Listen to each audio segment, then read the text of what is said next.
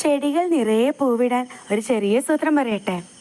ഒരു ബക്കറ്റിൽ കുറച്ച് കഞ്ഞിവെള്ളം എടുത്ത് അതിലേക്ക് ഉള്ളി, പഴം, ബീട്രൂട്ട്, വെളുത്തുള്ളി തുടങ്ങിയവയുടെയൊക്കെ തൊലിയിട്ട് ഒരു 4-5 ദിവസം അടച്ചു വയ്ക്കുക.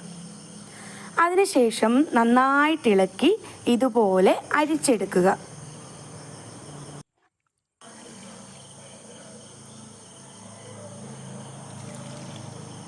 ഒരു കപ്പിന് 3 കപ്പ് എന്ന തോതിൽ വെള്ളം ചേർക്കുക. ഇത് ചെടികളുടെ ചുവട്ടിലും ഇലകളിലും ഒക്കെ നന്നായിട്ട് തളിച്ചു കൊടുക്കുക.